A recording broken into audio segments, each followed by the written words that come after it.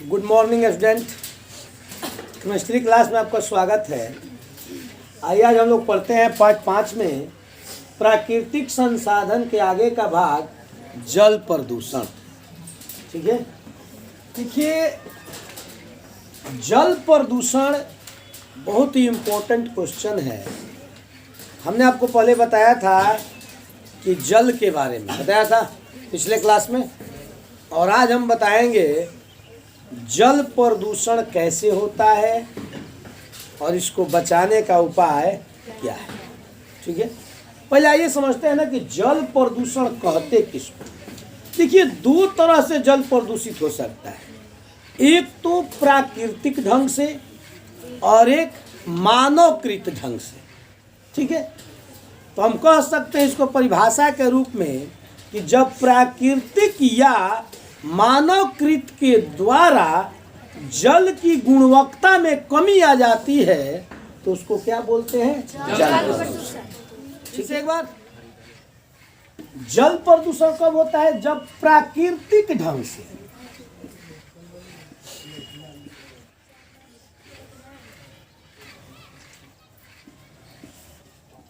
या मानवकृत ढंग से।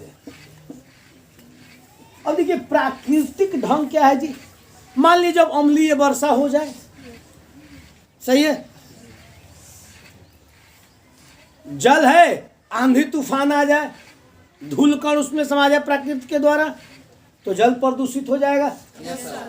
और मानवकृत जल है, उसमें गंदगी डाल दे, मरा हुआ जीव जंतु डाल दे, कूड़ा करकट डाल दे, तो इस तरह भी तो जल प्रदूषित हो जाएगा। तो यदि दोनों ढंग से कह सकते हैं कि मानवकृत ढंग से, प्राकृतिक ढंग से या मानवकृत ढंग से, जब जल की गुणवत्ता में कमी आ जाए, यानी जल जब उपयोग करने लायक नहीं रहे, तो उसको क्या बोलते हैं? जल प्रदूषण।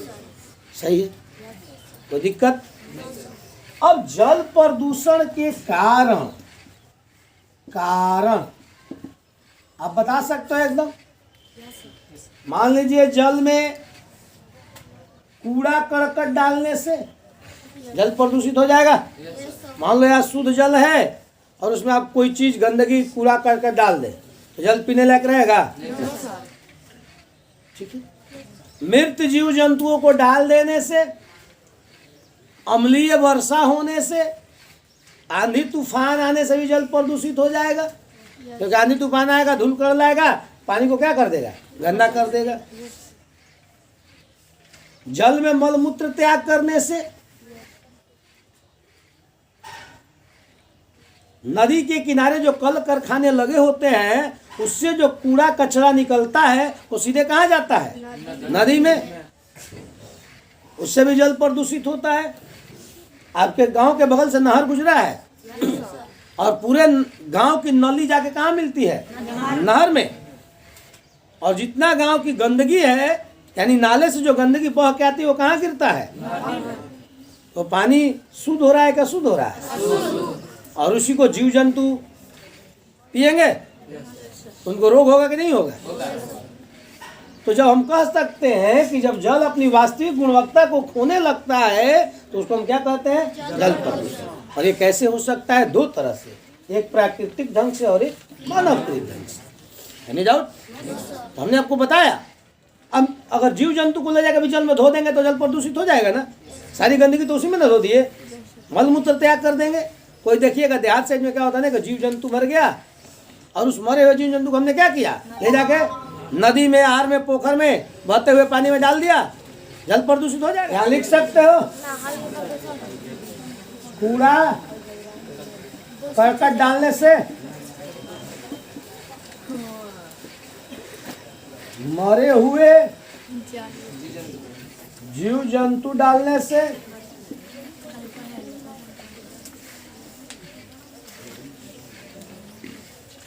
हमने आपको बताया कि नली का जो पानी आ रहा है सीधे कहाँ जा रहा है?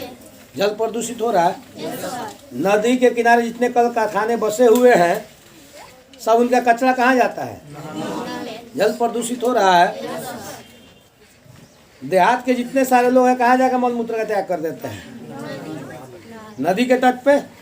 जब और पानी आता है तो उसको क्या करता है? बहा के अपने साथ ले जाता है, उससे जल प्रदूषित होता है। यह जल प्रदूषण के कारण, ठीक है। और इससे बचाव क्या है? तो देखिए, सबसे बड़ा चीज है उसके बारे में जानना ही क्या होता है? बचाव होता है। हमेशा पानी को ढक के रखे, पीने वाले पानी को ढक के रखे। ढक के रखेंगे, उसमें धूल कण नहीं पड़ेंगे, तो पीने जोगे पानी रहेगा। कभी देखिए, हाथ लगाकर पानी नहीं निकलना चाहिए, क्योंकि आपके हाथ में, मान लीजिए नाखून में, हाथ में क्या है? कीटाणु है। कीटाणु है तो जल प्रदूषित होगा ही होगा। तो देखिएगा, शहरी क्षेत्र में जाइएगा तो पानी निकालने वाला एक बनाया रहता है, ऐसे उसमें डाल देता है, और उसको डंठल को पकड़ के पानी निकालता है, डालता है, उसको पीता है। सही है। और देहात में सीधे लोटा बुड़ा देता है हाथ सही नहीं जी, और उसमें से जल निकाला, पी लिया। सही बात है। अच्छा, ऐसे देखता है, हाँ हाथ तो ठीक है बहु ना, ऐसे पोछ पाछ करेगा तो उसको क्या करेगा? गंदगी तो होगा। तो बचाने का उपाय क्या? देखिए, सबसे पहले जानकारी है। हम कूड़ा करकट ले जाए क्या करेंगे? उसमें नहीं डालेंगे, जल में नहीं डालेंगे, कूड़ादान में डालेंगे। मर गया जीव जंतु, उसको जल में ना डाल करके उसको जमीन के अंदर क्या करेंगे? दफन कर देंगे। हम जो नाली है, नाली को क्या करेंगे? नहर से ना जोड़ करके उसको सोख्ता बना देंगे, गड्ढे बना देंगे ना जी, उसके आगे गड्ढा मार के सोख्ता बना देंगे, पानी अंदर चला जाएगा। पुनः हमको क्या करके शुद्ध पानी के रूप में हमें प्राप्त होगा। इतने कल कारखाने लगे हुए, उनका जो कूड़ा करकट है सब वहाँ नहीं फेंक करके हम एक निश्चित जगह पे ले जाकर उसको क्या करेंगे? जलाएंगे नहीं, जलाएंगे तो प्रदूषण रहेगा। उसको फेंक के दफन कर देंगे, तोप देंगे गड्ढे में। शहरी क्षेत्र में जाइएगा ना तो कूड़ा करकट फेंकने का एक जगह होता है, उस जगह में आदमी फेंक देता है, फिर गड्ढा मार के फेंकता है उसमें, फिर गड्ढा क्या कर देता है? भर देता है। ठीक है। इस तरह जल प्रदूषण को रोका जा सकता है। देखिए, जल के प्रदूषण को बचाने के लिए करते उसमें हम क्या करते हैं? गोली भी डालते हैं जल को शुद्ध करने के लिए। क्लोरीन की गोली डाल देते हैं। सही है। तो इस तरह जल प्रदूषण को रोका जा सकता है। अब वायु प्रदूषण यहां पढ़ते हैं। देखिए, वायु प्रदूषण क्या है? जैसे जल प्रदूषण वैसे वायु प्रदूषण। जब वायु यानी हवा अपनी वास्तविक गुणवत्ता को खोने लगता है, जो उसकी वास्तविक लक्षण है, जो वास्तविक गुण है, उसमें कमी आने लगती है, तो उसको क्या कहते हैं? वायु प्रदूषण कहते हैं। वायु प्रदूषण। ठीक है। अब वायु प्रदूषण जहां तहां मलमूत्र त्याग करने से भी वायु प्रदूषण होता है, क्योंकि सूरज की रोशनी पड़ेगा, गैस बन के उड़ेगा, वायु को दूषित करेगा। मर गया जीव जंतु जहां तहां इस तरह यानी फेंक देता है तो वायु प्रदूषण होता है।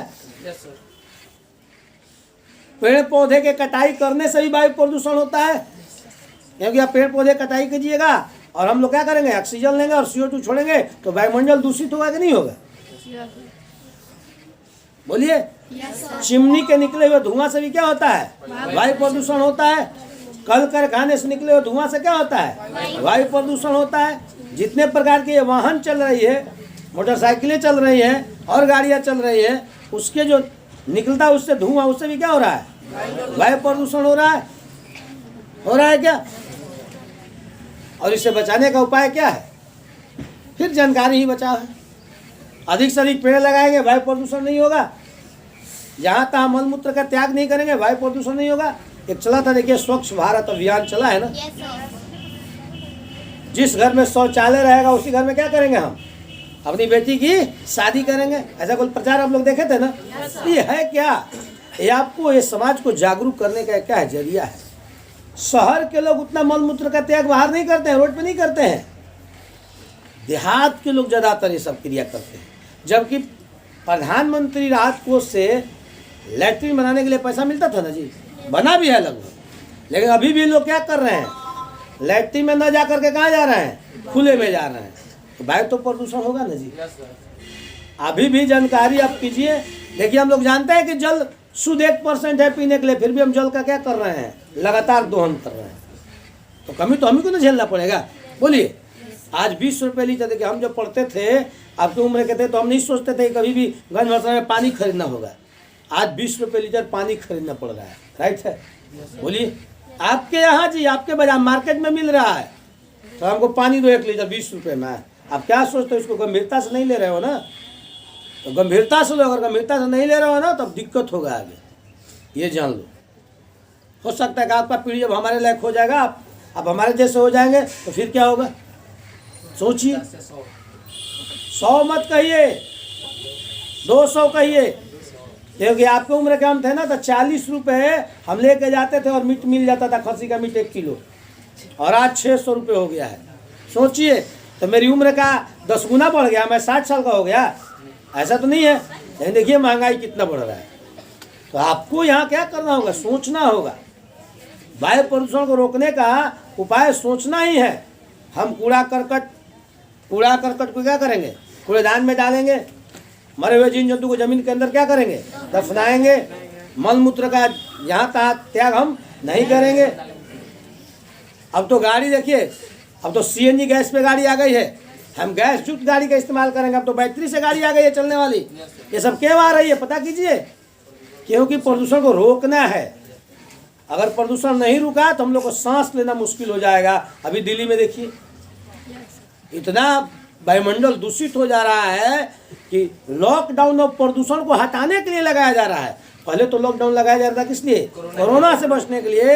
अब बड़े बड़े महानगरों में लॉकडाउन लगाया जा रहा है किस लिए? प्रदूषण को रोकने के लिए, ताकि 15 दिन 20 दिन महीना दिन अगर रोक दिया जाए गाड़ियों को, तो जितनी धुआं है सब वायुमंडल में धीरे धीरे क्या हो जाएगी? हाइट पे, ऊंचाई पे चली जाएगी और वायुमंडल थोड़ा शुद्ध हो जाएगा। तो वायु प्रदूषण को रोकने का और क्यों होता है तो पता चल गया। जल प्रदूषण पता चल गया। ध्वनि प्रदूषण तो आपको पता ही है ना। ध्वनि प्रदूषण कैसे होता है बताइए? बड़े बड़े लाउड स्पीकर के बजने से होता है ध्वनि प्रदूषण। ध्वनि को किसमें मापा जाता है? डेसिबल। किसमें मापा जाता है? जो कान को सुनने में अच्छा लगे उसको क्या बोलते हैं? सुर बोलते हैं। और जो कान को सुनने में अच्छा ना लगे उसे क्या बोलते हैं? क्या है? ये क्या है? सही है। चलिए नेक्स्ट टॉपिक है मिट्टी, सॉइल। ठीक है, ये पृथ्वी तल की ऊपरी सतह आप देख रहे हैं, जिस पर खेती बाड़ी की जाती है, पेड़ पौधे उगाए जाते हैं। ठीक है, इसको मिट्टी बोलते हैं। क्या बोलते हैं? यानी पृथ्वी तल के जो ऊपरी सतह है, जिस पर पेड़ पौधे उगाए जाते हैं, खेती किए जाते हैं, उसको क्या बोलते हैं? मिट्टी। ठीक है, और मिट्टी के प्रमुख अवयव, यानी किसके कारण ये मिट्टी का वजूद है, यानी जिसके कारण मिट्टी उपस्थित है और मिट्टी की बनावट बनी हुई है। ठीक है, सबसे पहला है जल। आप मिट्टी के अवयव में सबसे पहले जल को रखते हैं, क्योंकि देखिए जल मिट्टी के रंध्रों में भी छुपा रहता है। मान लीजिए रंध्र जो मिट्टी रहता है, देखिए अभी एक कठोर मिट्टी दिख रहा है ना आपको, इसको थोड़ा सा मिट्टी को हटाइए, ऊपर से नीचे जाइएगा ना तो सीम आपको मिलेगा। मिट्टी जो है ना थोड़ा ऊपर के कठोर से नीचे मुलायम मिलेगी। क्यों? क्योंकि ये जो जल रिस के मिट्टी के नीचे जाता है ना, उसके कण में फंसा रहा है। कण देखिए, मान लीजिए आप जल है, जल इस मिट्टी के, देखिए मिट्टी छिद्रयुक्त, कहीं कहीं कणयुक्त होता है ना, जैसे छिद्रयुक्त। ये जल जब इसमें जाता है ना, तो इस छिद्रयुक्त कण में क्या होता है? मिट्टी में जल फंस जाता है, यानी मिट्टी को मुलायम बना देता है।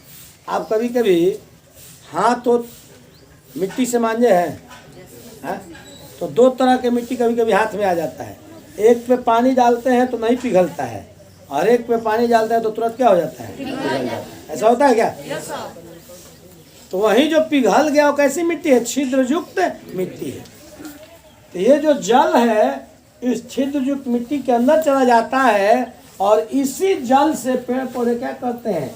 हाइड्रोजन और ऑक्सीजन को क्या करते हैं? प्राप्त करते हैं, क्योंकि इसमें हाइड्रोजन और ऑक्सीजन होता है ना। जल में क्या होता है? H2O। तो अगर दे आपको कि पेड़ पौधे हाइड्रोजन और ऑक्सीजन कहाँ से ग्रहण करते हैं? तो मिट्टी में उपस्थित जल से। ठीक है, आगे बात समझ में। तो प्रथम अवयव क्या हुआ? जल। अब ये वायु, हवा। देखिए अभी बताया ना हम कि छिद्र युक्त मिट्टी है, बताया ना आपको। Yes sir. जिसको रंध्र, देखिए जो मिट्टी में छिद्र होता है ना,